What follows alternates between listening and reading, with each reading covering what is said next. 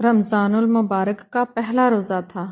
بڑی پھپھو عصر کی نماز کے بعد چہل قدمی کرتے ہوئے تسبیح پڑھ رہی تھی۔ امنہ بابی کچن میں کچھ رونق نظر نہیں آ رہی۔ امنہ بابی کو اپنی طرف آتے ہوئے دیکھ کر بڑی پھپھو نے سوال کیا، آپ فکر نہ کریں، بچیاں ہیں، سب کر لیں گی۔ امنہ بابی نے جواب دیا۔ افطاری کا وقت قریب ہوا تو دسترخوان بچھا دیا گیا۔ کچھ ہی دیر میں باقی گھر والے سمیت بڑی پھپھو بھی آ گئیں۔ دسترخوان کے پاس آ کر بیٹھ گئی۔ آمنہ بابی، دسترخوان تو بچھایا گیا ہے لیکن کھانے کو کچھ بھی نہیں رکھا۔ تسبیح کو گود میں رکھتے ہوئے کہا، آپا بہت کچھ تو موجود ہے۔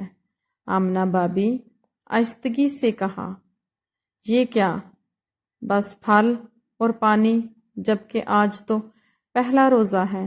بھائی کچھ بنوا ہی لیتے، ہمارے گھر میں تو اتنا اہتمام ہوتا ہے، اتنا ارینجمنٹ ہوتا ہے، پکوڑے، سموسے، کباب، دہی بلے، فروٹ چاٹ، یہی تو پہچان ہے رمضان اب کی۔ اتنی بھی آمدنی کم نہیں کہ بچوں کو بھوکا رکھا ہوا ہے۔ ٹرے سے کپڑا ہٹاتے ہوئے پھپھو نے دل کی بڑاس نکالتے ہوئے ساری تقریر کر ڈالی۔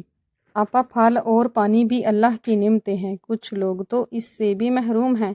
بائی نے سننے کے بعد تحمل کے ساتھ بات شروع کی، آپا آپ ان نعمتوں پر بھی اللہ کا شکر ادا کریں۔ یہ پھل کون سا سستے ہیں، ہمارا مقصد پیٹ بھر بھر کر کھانا نہیں نا۔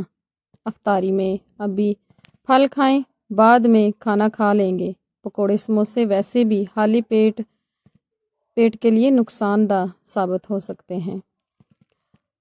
وہ تو ٹھیک ہے لیکن گھر والوں پر بھی دسترخوان وسیع کرنا چاہیے۔ جی آپا آپ صحیح فرما رہی ہیں، آج اصل میں پہلا روزہ ہے۔ اتنی بھوک برداشت کرنے کے بعد پیٹ کو عادت نہیں کہ وہ ایک دم چکنائی والی چیزیں کھائے، اس سے طبیعت خراب ہو جاتی ہے۔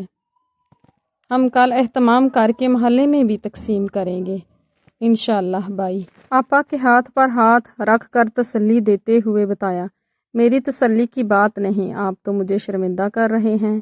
پھپھو نے نگاہیں جھکاتے ہوئے کہا، نہیں آپا، میرا ہرگز یہ مقصد نہیں، میں تو آپ کو سمجھا رہا ہوں کہ جتنی ہماری ضرورت اور حاجت ہے ہم اتنا بنایا کریں، کھانا زیادہ نہ بنایا کریں۔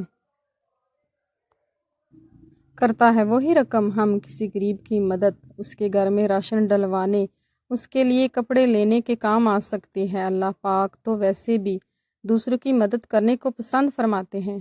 ہماری کوشش یہی ہونی چاہیے کہ کھانے میں مناسب اشیاء ہوں تاکہ ہیلتھ بھی خراب نہ ہو۔ ایکسٹرا منی دوسرے مسلمانوں کی مدد میں لگا دی جائے۔ ماشاءاللہ، آپ تو بہت سمجھدار ہو گئے ہیں، بڑی بہن کو سمجھا رہے ہیں۔